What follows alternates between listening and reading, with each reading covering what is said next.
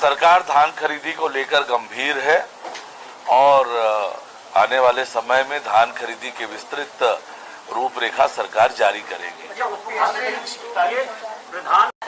छत्तीसगढ़ न्याय यात्रा, उसका प्रभाव जो है दक्षिण रायपुर के उपचुनाव में देखने मिलेगा। भारतीय जनता पार्टी में किस तरह की प्रायोरिटी रहेगी? कांग्रेस पार्टी के हरियाणा में जो हालात हुए वो कांग्रेस पार्टी को ध्यान रखना चाहिए। दक्षिण विधानसभा की जनता हमेशा से भारतीय जनता पार्टी के साथ मजबूती से खड़ी हुई है और आने वाले उपचुनाव में भी दक्षिण विधानसभा की जनता को जो निर्णय करना है, निश्चित रूप से दक्षिण विधानसभा के लोगों का आशीर्वाद भारतीय जनता पार्टी को ही मिलेगा। अब तक में कानून व्यवस्था के मसले पे सूरज जो है कि पुलिस वाले भी अब सुरक्षित नहीं है, कांग्रेस घेर रही सरकार। देखिए, जिस कांग्रेस पार्टी ने 5 साल में राज्य की कानून व्यवस्था की दुर्दशा की, उसे चिंता करने की जरूरत नहीं है। राज्य सरकार कानून व्यवस्था को लेकर पूरी तरह से गंभीर है और जहां कहीं पर भी कोई घटना हो रही है, ठोस और मजबूत कार्यवाहियां हो रही है और जहां पर अधिकारियों की लापरवाही मिल रही है, उन पर भी कठोर कार्यवाही हो रही है। सरकार कानून व्यवस्था से किसी तरह कोई समझौता नहीं करेगी। पीएससी में कार्यकारी अध्यक्ष की नियुक्ति महापौर या अप्रत्यक्ष, सबकी इस बात की उत्सुकता है। कांग्रेस कंफ्यूज बता रही है सरकार। कांग्रेस अपने कंफ्यूजन की चिंता करे।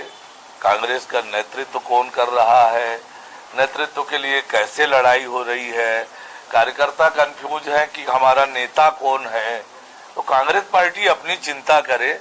जहां तक भारतीय जनता पार्टी के सरकार का विषय है, सरकार निकाय और पंचायत चुनाव को लेकर पूरी मजबूती से तैयारी कर रही है और समय पर सारे निर्णय होते चले जा रहे हैं और चुनाव की पद्धति का निर्णय भी समय पर हो जाएगा। धान खरीदी की तारीख को लेकर नामों पर भी चर्चा। कल पार्टी के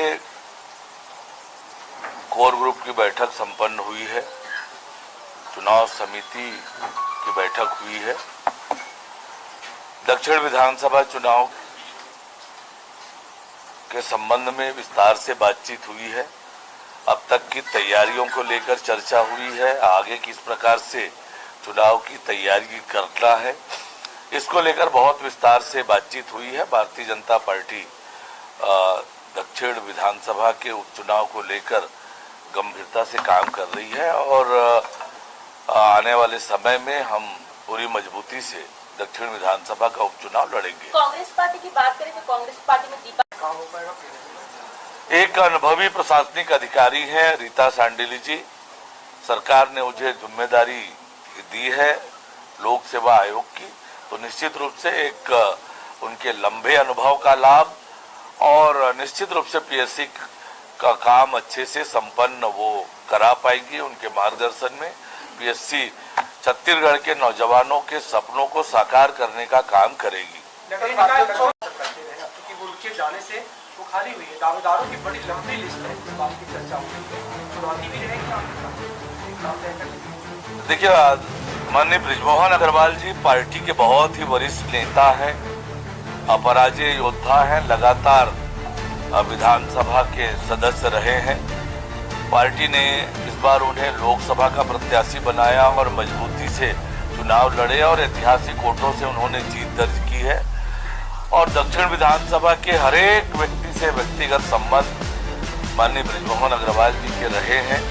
स्वाभाविक रूप से हरेक कार्यकर्ता की इच्छा होती है कि जो राजनीति में है उसे चुनाव में अवसर मिले, तो निश्चित रूप से कार्यकर्ताओं की अपनी इच्छा है। पार्टी किसी एक को ही प्रत्याशी तय करेगी और जिसे भी प्रत्याशी तय करेगी निश्चित रूप से सब लोग मिलकर उसे जिताने का काम करेंगे।